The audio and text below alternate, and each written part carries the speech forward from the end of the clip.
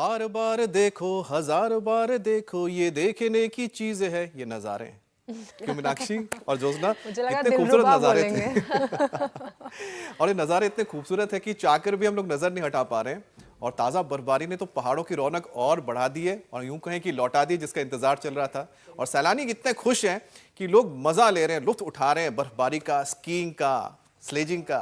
बिल्कुल आप ठीक कह रहे हैं अमित। तभी तो अंतरिम बजट पेश करते हुए वित्त मंत्री निर्मला सीतारमण ने देखो अपना देश ये बात याद दिलाई। ऐसे सोचिए, हर लिहाज से भारत कितना अद्भुत है। पहाड़ों पर बर्फबारी हो रही है, मैदानी इलाकों में बारिश हो रही है। अगर ठंड पसंद नहीं है तो समंदर के तट पर पहुंच जाइए। लक्षद्वीप से लेकर अंडमान निकोबार के आइलैंड से जंगल सफारी के लिए भी मौसम के हिसाब से उत्तर से दक्षिण तक तमाम नेशनल पार्क है। वैसे काम की वजह से फिलहाल अगर आप कहीं नहीं जा पा रहे हैं और दिल्ली एनसीआर में ही रहते हैं तो आज से राष्ट्रपति भवन का अमृत उद्यान खोल रहा है। आप वहां जाकर रंग बिरंगे फूल देख सकते हैं और खुश हो सकते हैं। क्या बात है, सबने मिलकर हमने इतना ऑप्शन दे दिया कि लगता है लोग वीकेंड में यहीं कहीं जाएंगे देखने के लिए, अपनी छुट्टी मनाने के लिए। वैसे बारिश की वजह से दिल्ली की जो हवा है इस वक्त साफ हो गई है, लेकिन सब तब तक ना जाएं, यानी बाहर तब तक ना जाएं जब तक आप सेहतमंद ना हो, क्योंकि चलने फिरने में कोई परेशानी ना हो तब ठीक है। नहीं तो अगर आप जाएंगे कहीं फंस गए फिर क्या करेंगे पहाड़ों में। इसलिए जरा सोचिए क्या करें वो लोग जो ऑटो इम्यून डिजीज की गिरफ्त में हैं और साथ ही रूमेटॉइड आर्थराइटिस की परेशानी झेल रहे हैं, उनके लिए बहुत मुश्किल हो जाती है।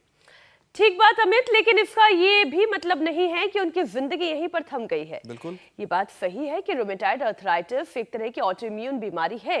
इसमें खराब हुए इम्यून सेंसर शरीर के हेल्दी पार्ट को दुश्मन मान लेते हैं और उन्हें नुकसान पहुंचाने लगते हैं। और फिर इसकी वजह से मसल्स पेन, हल्का बुखार, कंसंट्रेशन में कमी, थकान महसूस होने लगती है।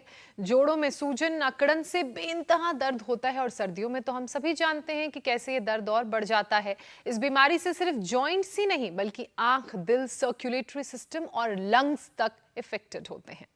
तो चलिए, रूमेटॉइड आर्थराइटिस और तमाम इस तरह के जो भी बीमारियां हैं, आज उसकी प्रतिरक्षा तंत्र को करेक्ट करने का हम प्रण लेंगे। किसके साथ? योग के साथ। और हम स्वागत करेंगे स्वामी रामदेव का जो हमारे साथ जुड़ गए हैं। स्वामी जी बहुत बहुत स्वागत है आपका। प्रणाम। प्रणाम स्वामी जी। बहुत बहुत प्रणाम आपको भी मेरे भाई अमित जी, ज्योत्सना जी, मीनाक्षी जी। और देखो, ठंड भगाने का एक तो ये बहुत अच्छा तरीका है, 10-20 बार से शुरू करके 100 बार तक हम ऐसे करवा देते हैं। अब अर्थराइटिस वाले ज़्यादा ऐसे ना भी कर पाए तो ये तो कर ही लेते हैं। और मैं इसको भी 10-20 बार से शुरू करके ऐसे श्वास भरते हुए ऊपर, श्वास छोड़ते हुए नीचे। ऑटो इम्यून डिजीज होती क्यों है?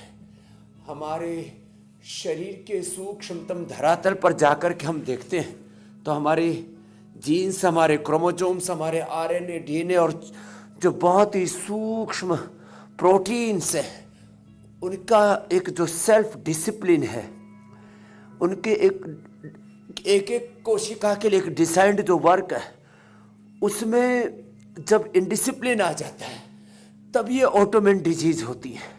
तो अपनी बॉडी को ऑटो मोड पर, ऑटो पायलट पर रखने के लिए एक तो रोज हमारे साथ ही योग करें।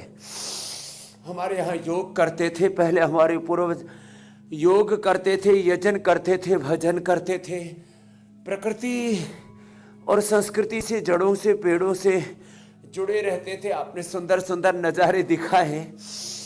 तो ये जीवन भी प्रकृति और परमेश्वर की बहुत सुंदर रचना है। और जैसे पूरी प्रकृति भगवान के नियमों में बंधी हुई है, ऐसे हमारा जीवन भी भगवान के नियमों में बंधा हुआ। उसमें सबसे पहला नियम है योग का। तो योग का नियम एक तो निभाएं, जो मजबूत हैं वह ऐसे, और थोड़ा और मजबूत हैं तो फिर ऐसे। ये रोज हम करवा देते हैं। बिल्कुल आप ठीक कह रहे हैं स्वामी जी। हाँ, देखिए, शरीर मजबूत रहेगा तभी चाहे कोई भी मौसम में, कोई भी खूबसूरत जगह है, उसका लुत्फ उठाने का भी मजा अलग होगा।